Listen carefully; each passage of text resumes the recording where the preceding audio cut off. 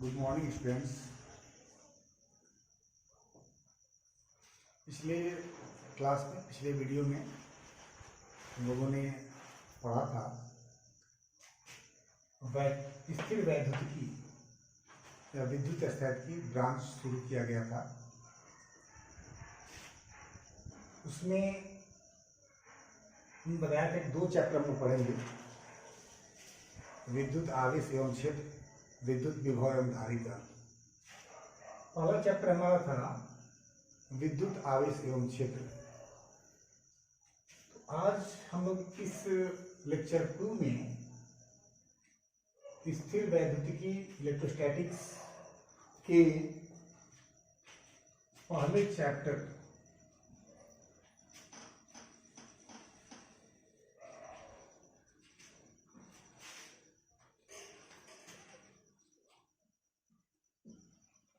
विद्युत आवेश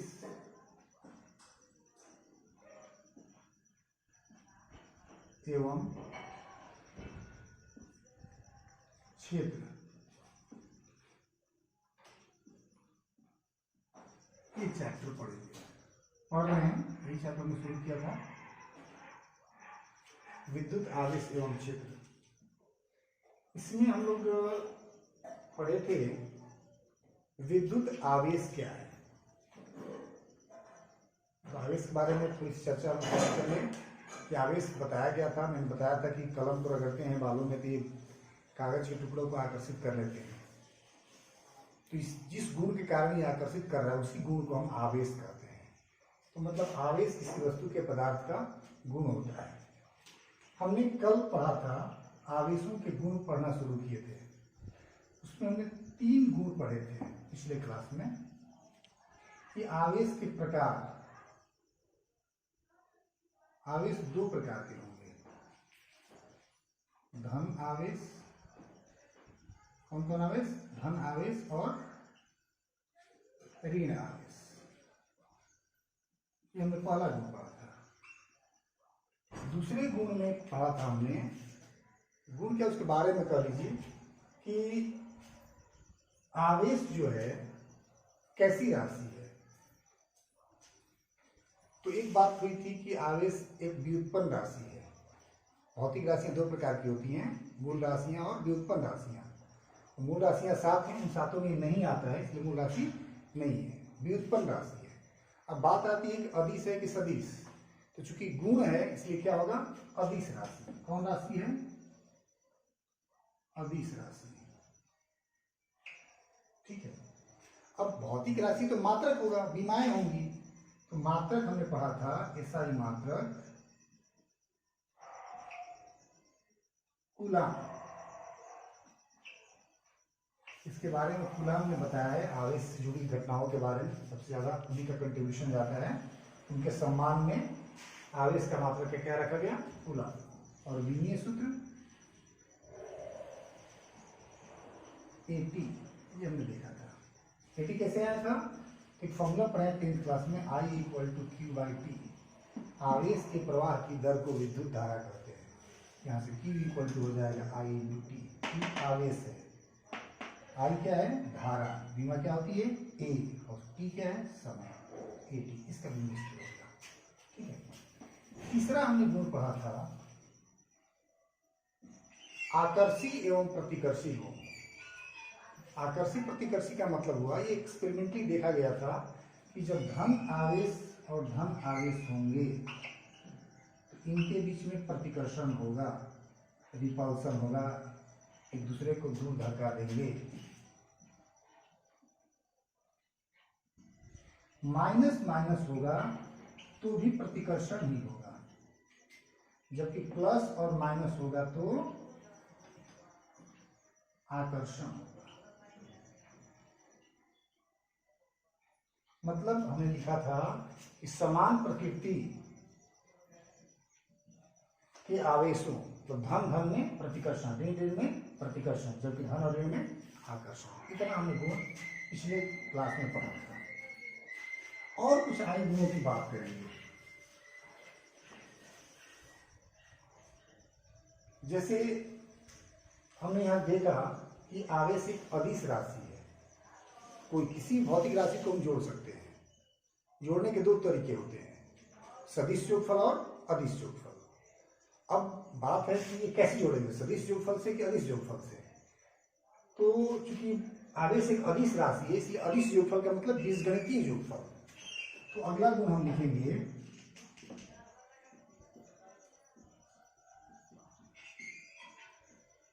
आवेशों की योज्यता, एडिटिव नेचर ऑफ चार्ज। आवेशों की योज्यता, एडिटिव नेचर ऑफ चार्ज का मतलब क्या होगा, जैसे मान लीजिए एक बॉडी है, इसके 3 पार्ट हैं। नॉन कंडक्टिंग बॉडी है, मतलब कि कुचालक वस्तु है, इसको किसी वस्तु से रगड़ा गया तो इस पर धन आवेश आ गया, इसको दूसरे वस्तु से रगड़ा गया तो ये ऋण आवेश आ गया, ऐसा संभव है। और इसको रगड़ा गया किसी वस्तु से तो इसके धन आवेश आ गया। अब आपसे पूछा जाए कि इस पूरे पिंड का, पूरी वस्तु का कुल आवेश कितना है, तो आप एक गुण है कि आवेश की योज्यता, आवेश को हम जोड़ सकते हैं। इसमें +3 है, इसमें -2 है, इसमें +4 है। इस पिंड का कुल आवेश जो होगा प्रत्येक भागों के आवेशों के बीजगणितीय योगफल के बराबर होगा। इसलिए कितना हुआ 1 2 3 +3e, ये कितना हुआ 1 2 -2e, ये कितना है 1 2 3 4 +4e, कितना हो गया प्लस प्लस के साथ करेंगे 3 और 4 7 -2 +5e। जो कुल आवेश हुआ कितना हो गया +5e। तो गुण हुआ ये कि आवेश को हमने जोड़ लिया, कैसे जोड़ा, बीजगणित के नियम से। ठीक है, तो किसी लिखेंगे किसी पिंड या निकाय, निकाय समझते हैं ना, पिंडों का समूह जो एक दूसरे से जुड़ा हो, का कुल आवेश, अगर पिंड रहेगा तो भाग लिखेंगे, कुल आवेश पिंड के विभिन्न भागों या अगर निकाय होगा तो निकाय के विभिन्न पिंडों के आवेशों के बीजगणितीय योगफल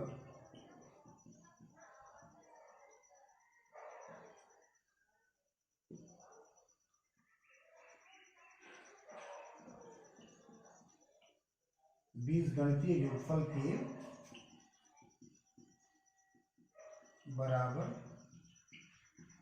होता है।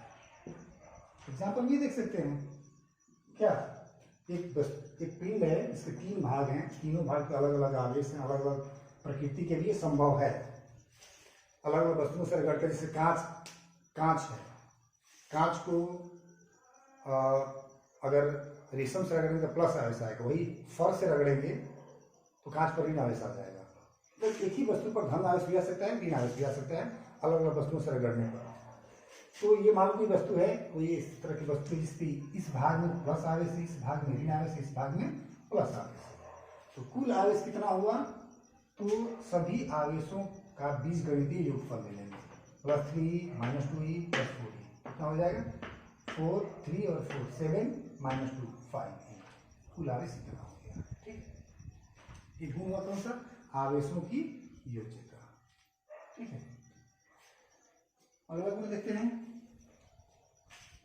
तो हमने 4 गुण पढ़ लिया।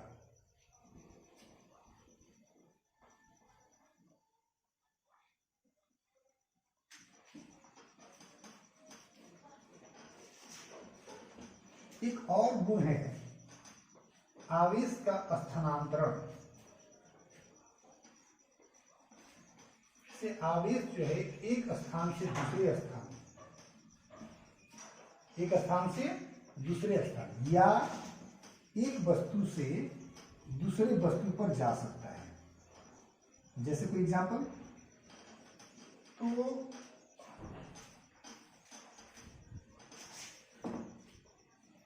अब बिजली बरसात के दिनों में या अभी भी मौसम खराब हो रहा है तो बिजली कभी आकाश में दिखाई पड़ रही है, वो क्या है, आवेश है, उसको डिस्चार्जिंग कहते हैं।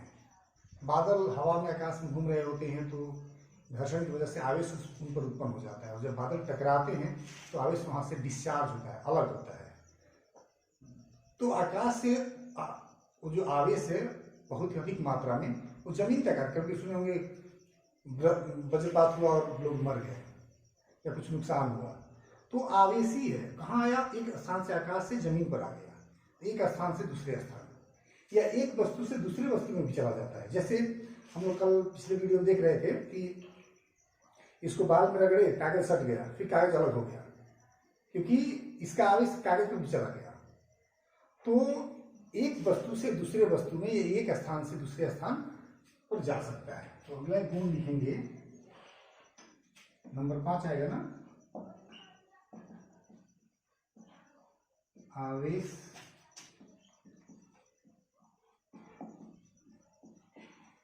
स्थानांतरणीय होते हैं। इसका मतलब हुआ कि अगर पिंड है तो एक स्थान दूसरे स्थान, और निकाय है तो एक मतलब पिंड है तो एक भाग से दूसरे भाग। जैसे मान लो यहाँ पर चालक वस्तु है, मान लो अगर चालक होता, यहाँ पर आवेश उत्पन्न करते तो सभी जगह आवेश फैल जाता। तो एक स्थान से दूसरे स्थान, या एक कुचालक है, इस पर आवेश उत्पन्न हुआ, दूसरे वस्तु पर चला गया, तो एक वस्तु से दूसरे वस्तु कहीं जा सकता है। तो लिख सकते हैं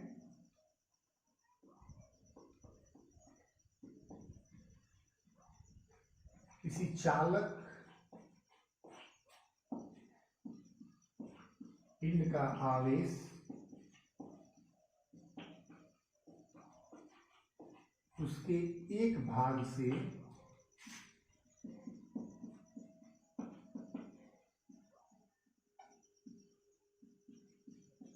दूसरे भाग, या एक पिंड से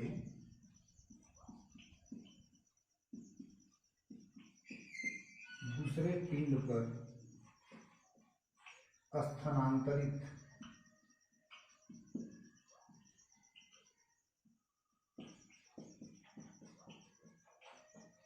हो सकते हैं। बहुत अच्छा गुण है, मतलब इंपॉर्टेंट गुण है जो हमेशा उपयोग होगा आगे जो हम पढ़ेंगे,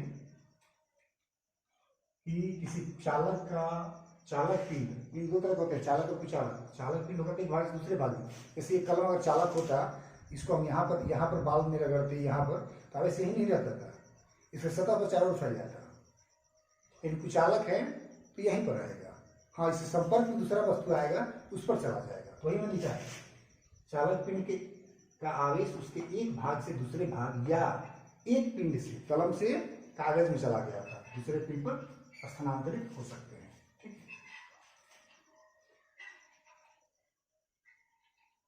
सुनिए चलिए अगला गुण देखते हैं हम लोग। एक और बहुत ही इंपॉर्टेंट गुण है, आवेश संरक्षित होते हैं। यहाँ लिखना नहीं हो पाएगा,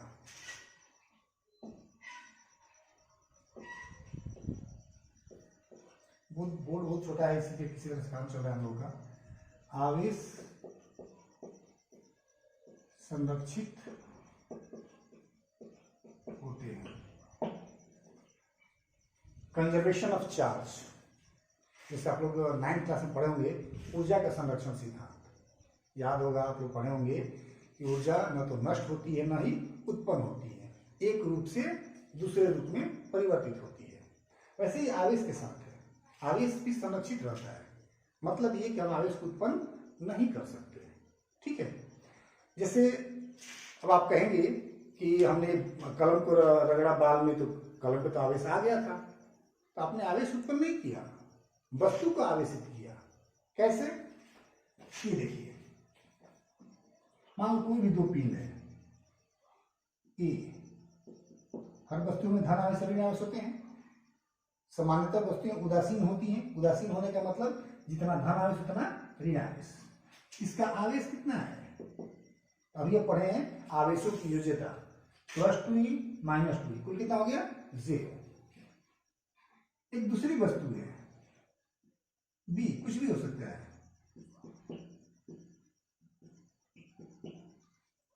इसका आवेश कितना है?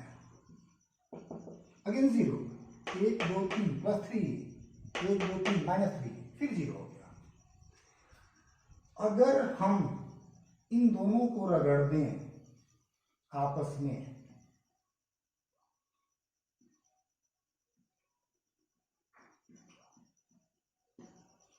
तो क्या होगा? इलेक्ट्रॉनों का स्थानांतरण होगा। क्या होगा? इलेक्ट्रॉनों का स्थानांतरण। मान लेते हैं कि ए से बी पर हो रहा है, 2 इलेक्ट्रॉन का स्थानांतरण होगा। इसमें क्या बच जाएगा? 2 इलेक्ट्रॉन निकल जाएंगे, 2 प्रोटॉन अतिरिक्त बच जाएगा। ये वस्तु ए थी ना, इस पर क्या हो गया? इसका आवेश कितना हो गया? Q8 हमने कर दिया इसको। पहले कितना था? 0। अब कितना हो गया? 2 इलेक्ट्रॉन निकलेंगे। जिस वस्तु से इलेक्ट्रॉन निकलते हैं उस पर कौन आवेश आता है? धन आवेश। जितने इलेक्ट्रॉन निकलेंगे उतना ही धन आवेश आएगा। तो 2 इलेक्ट्रॉन निकले हैं तो 2 धन आवेश आ गया, 2e। दूसरी वस्तु है आपकी बी। इसमें इलेक्ट्रॉन आया है। कितने इलेक्ट्रॉन आए हैं? 2 इलेक्ट्रॉन। इसका आवेश कितना हो जाएगा? Qb' -2e। अब देखें क्या दिखाना चाह रहे हैं आप लोगों को। तो आप एक पिंड ए है, दूसरा पिंड बी है, इन दोनों को मिला देंगे तो एक निकाय बनेगा। पिंडों के समूह को निकाय कहते हैं। इसका कुल आवेश कितना है? 0 + 0 = 0। अब पुनः ये वही निकाय है रगड़ने के बाद। ये रगड़ने के पहले है और ये रगड़ने के बाद। अब इसका आवेश कितना होगा? Q' +2e, क्योंकि आवेश को हम जोड़ सकते हैं, 2 पिंड है अलग अलग, दोनों को जोड़ सकते हैं, -2e। कितना हो गया? 0। तो आपको लग रहा है कि आपने वस्तु को आवेशित कर दिया, लेकिन अगर आपने आवेश उत्पन्न किया होता तो 0 था तो बढ़ा होता। अगर आपने आवेश का नाश किया होता तो 0 था तो कुछ कम हुआ होता, लेकिन ऐसा नहीं हुआ। जितना था उतना ही है। मतलब आपने आवेश को उत्पन्न नहीं किया। आवेश को उत्पन्न करने मतलब इलेक्ट्रॉन को उत्पन्न करना, जो हम नहीं कर सकते। तो हमने देखा कि किसी पिंड का या निकाय कह लीजिए, किसी निकाय का कुल आवेश जो है हमेशा संरक्षित रहता है। ठीक है। तो गुण क्या है? आवेश संरक्षित होते हैं। इसको लिख सकते हैं हम लोग।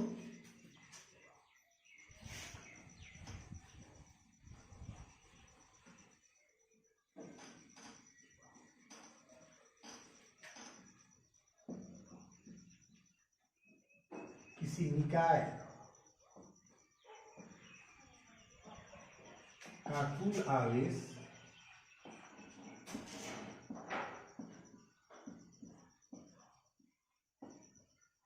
हमेशा संरक्षित रहते हैं। अर्थात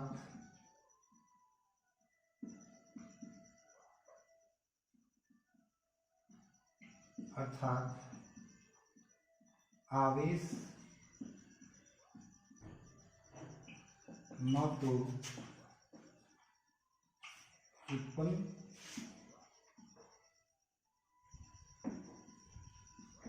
किए जा सकते हैं, न ही उनका विनाश होता है।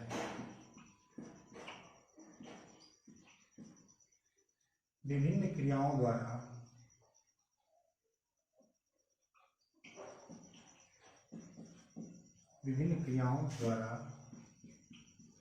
हम वस्तुओं को आवेशित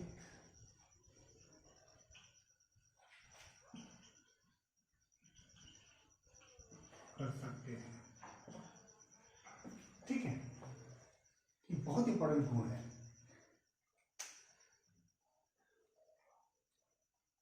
इसको नोट कर लिया। तो क्या गुण पढ़ा हमने? आवेश संरक्षित होते हैं, मतलब किसी निकाय का, निकाय मतलब पिंडों का समूह का कुल आवेश, जैसे ए और बी था, इसका आवेश 0, इसका भी 0, कुल आवेश 0, रगड़ दिए, ए आवेशित हो गया, बी भी आवेशित हो गया, लेकिन कुल आवेश कितना रहा?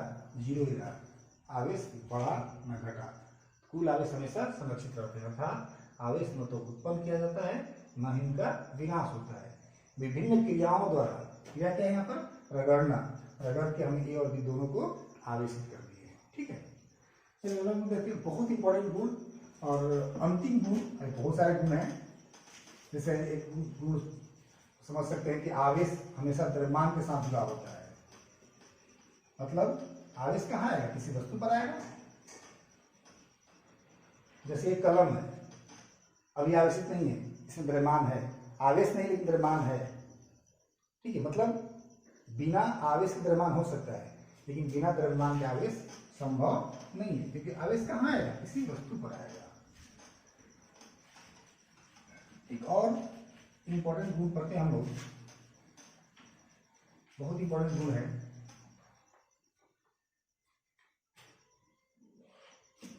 नंबर कितना? 7 आएगा ना। आवेश क्वांटीकृत होते हैं, आवेश क्वांटीकृत होते हैं। इसका मतलब क्या हुआ? क्वांटीकृत मतलब क्वांटाइजेशन, क्वांटाइजेशन वर्ड जो है क्वांटा से आया है। और क्वांटा आप लोग ने सुना होगा, क्वांटा का मतलब होता है स्मॉलेस्ट पैकेट ऑफ एनर्जी, ऊर्जा का सबसे छोटा पैकेट। यहाँ पर आवेश का पैकेट बनाना है हमको, तो आवेश का सबसे छोटा मान क्या है? ई है, इससे छोटा मान नहीं होता है क्वार्क का E/3 - 2E/3, लेकिन वो स्वतंत्र रूप में नहीं पाया जाता। स्वतंत्र रूप में पाया जाने वाला सबसे छोटा आवेश क्या हुआ? E। अब इसी का हम पैकेट बनाएंगे। जैसे कोई वस्तु है A, ठीक है, दो वस्तु देखते हैं हम, एक वस्तु है A, दूसरी वस्तु है B। ठीक है, इस सूर्य में दोनों उदासीन है। उदासीन है मतलब क्या? धन आवेश ऋण आवेश बराबर है। ये नहीं कि दो ही धन है दो ही ऋण है, बहुत सारे धन और ऋण आवेश है, इनको हम आपस में रगड़ रहे हैं। What will happen? क्या होगा? इलेक्ट्रॉनों का स्थानांतरण होगा। मैंने मान लिया A से B में हो रहा है, B से भी हो सकता है, और निर्भर करेगा वस्तु के गुण पर। जैसे ये अगर आपका कांच है, ये रेशम है, तो A से B में जाएगा। अगर ये बाल होता और ये कलम होता तो B से में आता। ठीक है, तो अगर आप एक इलेक्ट्रॉन यहां से निकला ए से, तो इस पर आवेश उत्पन्न होगा, क्योंकि इलेक्ट्रॉन के निकलने से, इलेक्ट्रॉन के आने से उस पर आवेश आ जाता है, वस्तु आवेशित हो जाती है। तो इसका आवेश जो होगा QA, वो कितना होगा? हम देखा था पिछले वीडियोज में कि जब इलेक्ट्रॉन निकलते हैं उस पर धन आवेश आता है। धन आवेश आएगा, कितने इलेक्ट्रॉन निकले? 1, तो 1E। इसमें क्या हुआ? एक इलेक्ट्रॉन आया, इलेक्ट्रॉन आने का मतलब क्या? उस पर ऋण आवेश होगा, -1। अगर 2 इलेक्ट्रॉन निकल गया, कितना होगा? +2E। कितना होगा? -2E। अब देख रहे हैं, पहले कितना आवेश था इस पर? 0। इस पर कितना था? 0। कुल कितना था? 0। यहां देखिए आवेश संरक्षित है, उसका गुण यहां भी देख सकते हैं। इस एक इलेक्ट्रॉन निकलने से +1E, -1E, 0। 2 इलेक्ट्रॉन निकलने से +2E, -2E, 0। 3 इलेक्ट्रॉन निकल गया, +3E, -3। वैसे मान लो बहुत सारे इलेक्ट्रॉन निकल गए, 3 इलेक्ट्रॉन निकल गए, इस पर क्या आ जाएगा? +Me, और इस पर क्या आ जाएगा? -Me। मतलब हम देख रहे हैं कि किसी वस्तु का A और B का, कोई भी हो, का आवेश हमेशा किसके गुणक में आ रहा है? E के गुणक में, 1, 2, 3, N। तो जो गुणक हो रहा है ना, वो पूर्णांक है। क्यों पूर्णांक ही होगा? क्योंकि इलेक्ट्रॉन कण है, निकलेगा तो 1 निकलेगा, 2 निकलेगा, 5 निकलेगा, 1.5 इलेक्ट्रॉन कैसे निकल सकता है? It is not possible. कि जैसे आप लोग क्लास में बैठे रहते हैं, छुट्टी होती है, चलिए आप बाहर जाए तो दरवाजे से निकलेंगे तो एक साथ क्या निकलेंगे, एक आदमी निकलेगा या दो आदमी निकलेगा या डेढ़ आदमी निकलेगा, इट इज नॉट पॉसिबल। तो इलेक्ट्रॉन कण है, जब भी निकलेगा तो 1 2 5 50 मतलब पूर्णांक के रूप में निकलेगा।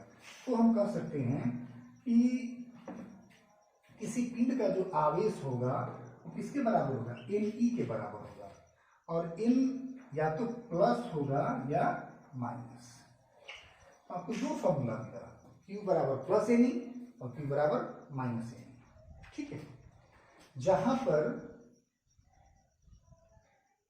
N क्या है, स्थानांतरित मतलब निकलने वाले या आने वाले, निकलने वाले या आने वाले।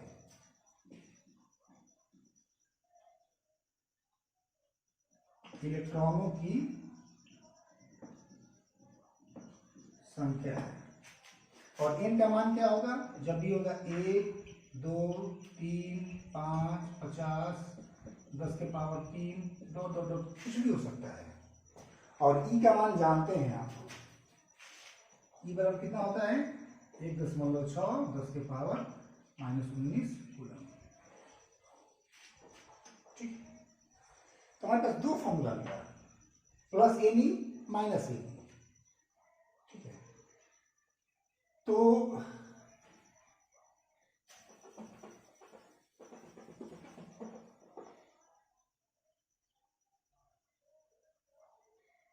इसको हम लिख सकते हैं, जब किसी पिंड से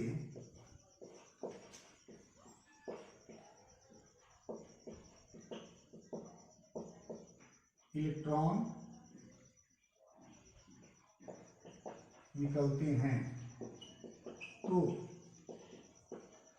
उसका आवेश कितना होगा, प्लस Ne। ध्यान रखेंगे, सवाल में मिलेगा, ये पहला फॉर्मूला मिला आप लोगों को, सवाल मिलेगा कि इलेक्ट्रॉन निकल रहे हैं, क्या अप्लाई करेंगे, प्लस Ne। जब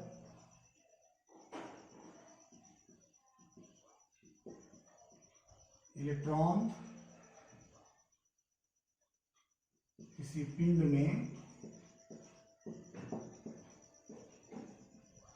प्रवेश करते हैं तो Q बराबर क्या हो जाएगा, -Ne। और ये तो इंटीजर है, पूर्णांक है, और E का मान जानते हैं। ये बहुत इंपॉर्टेंट फॉर्मूला है, मतलब टॉपिक है, और ये बहुत इंपॉर्टेंट फॉर्मूला भी है जो आपको 12th क्लास में पहला फॉर्मूला मिला, Q बराबर प्लस Ne या Q बराबर माइनस Ne।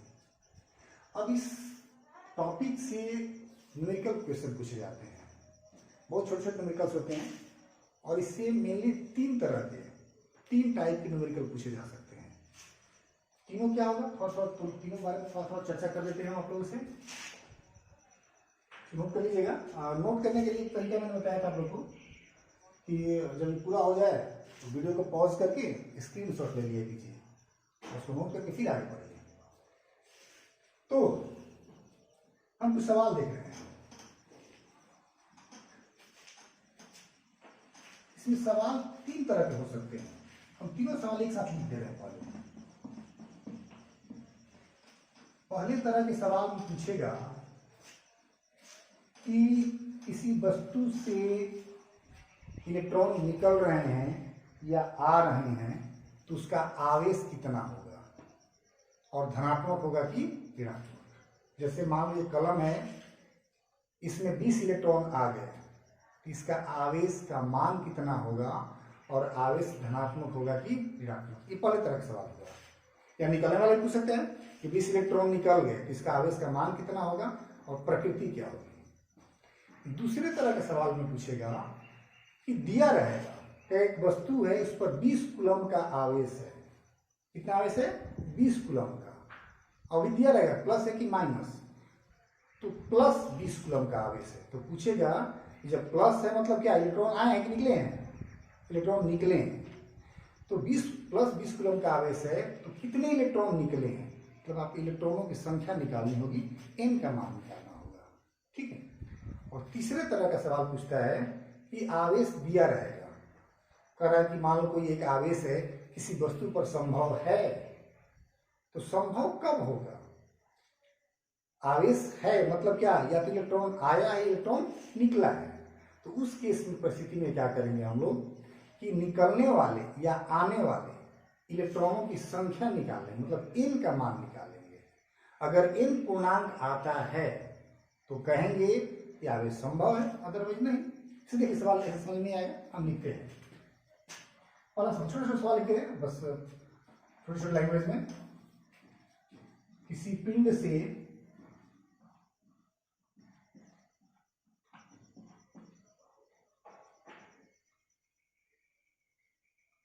दस हजार इलेक्ट्रॉन, कितने इलेक्ट्रॉन? 10,000 इलेक्ट्रॉन निकलते हैं, तो उस पर उत्पन्न आवेश का मान एवं प्रकृति बताएं। पहला सवाल हुआ, क्या कर रहे हैं कि 10,000 इलेक्ट्रॉन निकलते हैं, आने वाला भी पूछ सकता है। पहले तरह का सवाल में टाइप 1, टाइप 2 T1 T2, इसमें देगा कि आवेश है, इसलिए दिया है किसी पिंड पर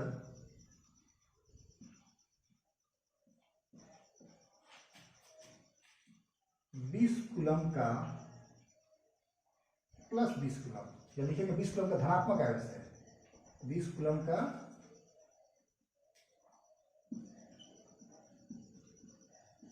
धनात्मक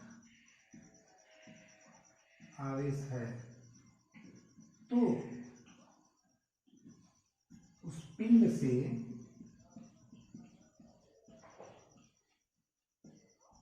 निकलने वाले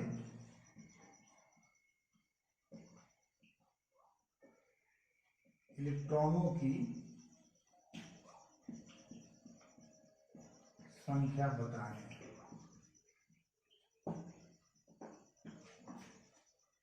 बीस किलो का धनात्मक आवेश है लिखा हुआ है, तो क्या होगा इलेक्ट्रॉन निकले हैं, कितने निकले हैं पूछेगा। टाइप 3 में क्वेश्चन पूछ सकता है कि कहेगा निम्न में से कौन सा आवेश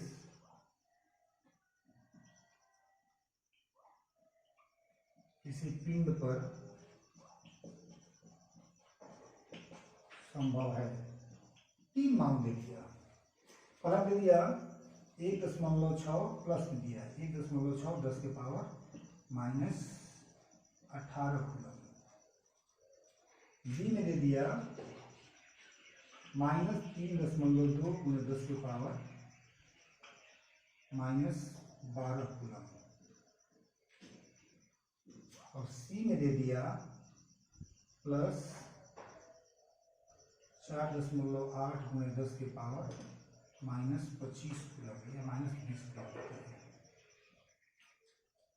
ठीक है, तीनों में से कौन संभव है, या कौन कौन संभव, या सभी संभव, या सभी असंभव है, ये हम लोग पता करना है। हमारे पास 2 फॉर्मूला है, Q बराबर प्लस एनी, Q बराबर माइनस एनी। प्लस एनी जब इलेक्ट्रॉन निकलेंगे, माइनस एनी जब इलेक्ट्रॉन आएंगे। अब तीनों सवाल पर हम बार-बार चर्चा करते हैं। 3 टाइप के सवाल होंगे, और भी बहुत सारे सवाल हो सकते हैं, लेकिन 3 ही टाइप के सवाल होंगे। और एक टाइप में क्या है, इलेक्ट्रॉन निकले हैं या आए हैं तो आवेश क्या होगा। तो पहला हम कैसे सॉल्व करेंगे,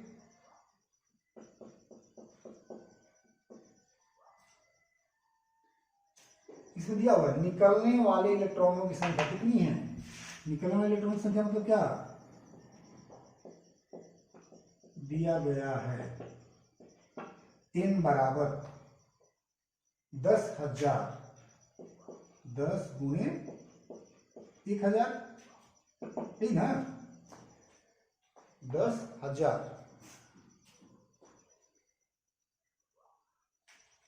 तो कितने लिख सकते इसको? 10 के पावर 1 2 3 और 4। n का मान हो गया 10 के पावर 4। और e का मान जानते हैं 1.6 10 के पावर -19 कूलम। ये n है, इसका मात्रक नहीं होगा, संख्या है। क्योंकि इलेक्ट्रॉन क्या हो रहा है? निकल रहे हैं।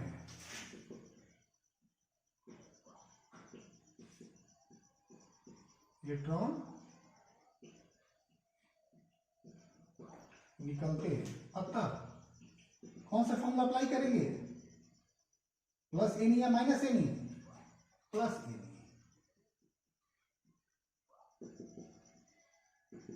प्लस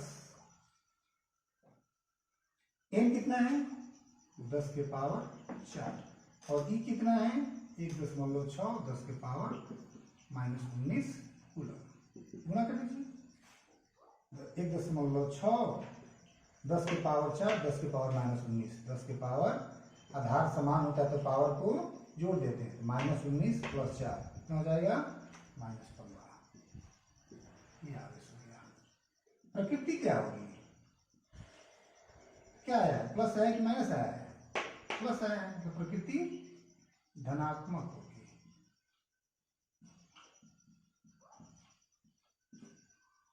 पहला सवाल हम इस तरह से सॉल्व कर सकते हैं। हमने क्या किया? जो सवाल को अच्छे से पढ़ा, हमने देखा इतने इलेक्ट्रॉन निकलते हैं, निकलने वाले इलेक्ट्रॉन की संख्या n दिया गया है। ई का मान जानते हैं, क्यों निकालना है? आवेश निकालना है। तो जब इलेक्ट्रॉन निकलते हैं तो आवेश क्या होता है? प्लस एन ही होता है। हमने मान रख दिया एन का, ई का मान रख दिए, गुणा कर दिए। 10 के पावर 4 10 के पावर -19 10 के पावर -15 1.6 से गुणा किया जाएगा। ये आवेश का मात्रा क्या होता है? कूलम। ठीक है, चलो दूसरा सवाल लेते हैं।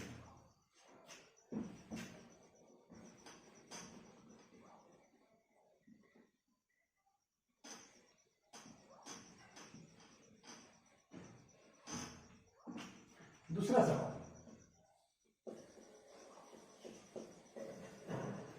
इसमें क्या दिया हुआ है?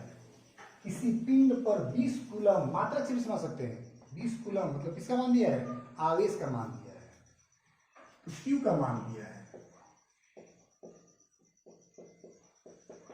दिया गया है Q बराबर 20 कूलम। कैसा है? धनात्मक है, +20 कूलम। ठीक है, E का मान जानते हैं 1.6 10 के पावर -19 कूलम। तो निकलने वाले इलेक्ट्रॉनों की संख्या बताएं।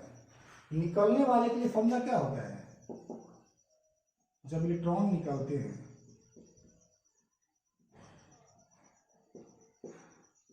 जब इलेक्ट्रॉन निकलते हैं, Q बराबर क्या होता है? प्लस ए। क्या होता है? प्लस ए। Q का मान दिया है 20 कूलम, मात्रा छोड़ते हैं, बाद में रखेंगे। N का मान और E का मान 1.6 10 के पावर -19। इधर भी कूलम इधर भी कूलम, कट भी जाएगा। N बराबर कितना हो जाएगा? 20 और ये भागा में जाएगा ना, 1.6 10 के पावर -19। चाहे कैसे लिख सकते हैं, अगर दशमलव हटा देंगे तो कितना हो जाएगा? 200 और कितना हो जाएगा? 16। ये ऊपर जाएगा, माइनस तो प्लस हो जाएगा, 10 के पावर 19। मतलब n का मान हो गया, भाग दीजिए, 16 16 4 20, 16 गुना 32 8, 16 बचे 80 गुना 10 के पावर 19। देख लीजिएगा। तो इतने इलेक्ट्रॉन निकलेंगे, कितना समझ लो, कितना? बहुत ज्यादा है। ये मत समझिए कि फ्रैक्शन में है। पावर है यहाँ पर 10 का पावर, 10 पर 19 को 0 है, एक दशमलव के बाद दशमलव नियत क्या हो जाएगा? 18 भी 0 बचेगा। तो ये 1 2 5 पर 18 भी 0 है। इतनी बड़ी संख्या, इतने इलेक्ट्रॉन निकलेंगे तब कितना आवेश आएगा? 20 कूलम का आवेश आएगा। ठीक है, फिर दूसरे तरह का सवाल इस तरह का दिया होगा। ये आवेश ऋणात्मक भी हो सकता था, तो हम फॉर्मूला क्या लगाते हैं? -n। ठीक है, चलिए हम अगले तरह सवाल लेते हैं, तीसरे तरह का सवाल।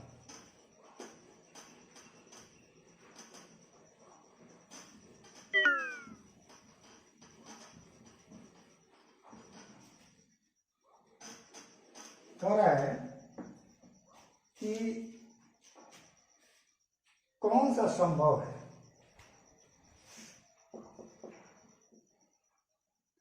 ऐसी परिस्थितियों में हम n का मान निकालेंगे। q बराबर कितना दिया है, प्लस 1.6 10 के पावर -18 कूलम, और e का मान होता है 1.6 10 के पावर -19 कूलम। n बराबर व्हाट, चूंकि q का मान प्लस में दिया है तो फॉर्मूला क्या होगा, q equal two plus n। यहां से आपका फॉर्मूला n का हो जाएगा q by E, q by E. q का मान कितना है 1.6 10 के पावर -18 बटा में 1.6 10 के पावर -19। ये कट जाएगा, ऊपर जाएगा 10 के पावर -18 गुणे 10 के पावर ऊपर जाएगा तो प्लस हो जाएगा 19, -18 प्लस 19 10 के पावर 1 मतलब कितना 10। किसका मान आ गया, n बराबर आ गया 10। क्या ये संभव है? पूर्णांक आ गया तो संभव है, ठीक है। दूसरा तीसरा यहां से करते हैं।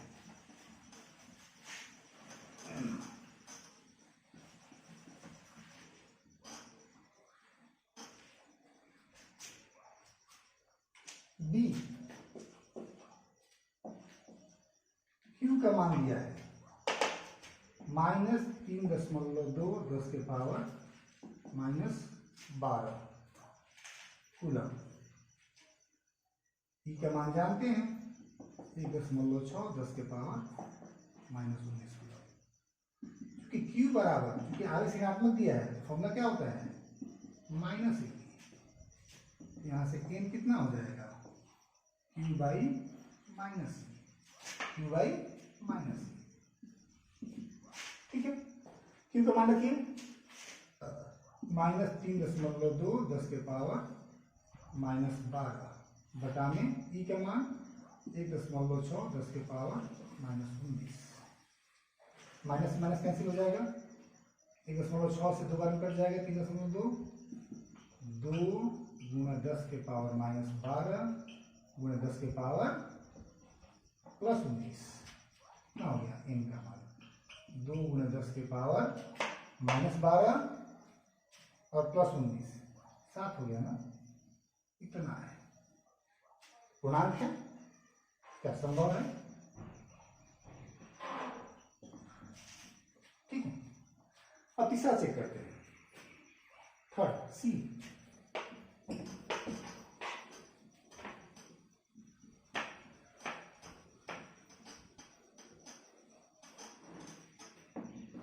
सी में क्यू कितना दिया हुआ है +4.8 10 के पावर -20 कूलम, और ई का मान होता है 1.6 10 के पावर -19 कूलम। क्योंकि Q बराबर प्लस n ही होगा, क्योंकि आवेश धनात्मक दिया है, यहां से n बराबर हो जाएगा Q by E plus E, plus नहीं लिखेंगे, n का मान निकालो। Q का मान कितना दिया है 4.8 10 के पावर -20 बटा में कूलम में, कूलम कूलम कर भी जाएगा, ई का मान 1.6 10 के पावर -19 16 दशमलव कट जाएगा, 48 3 बार में कट गया। n का मान 3 गुणे 10 के पावर -20 और ऊपर जाएगा 10 के पावर +19,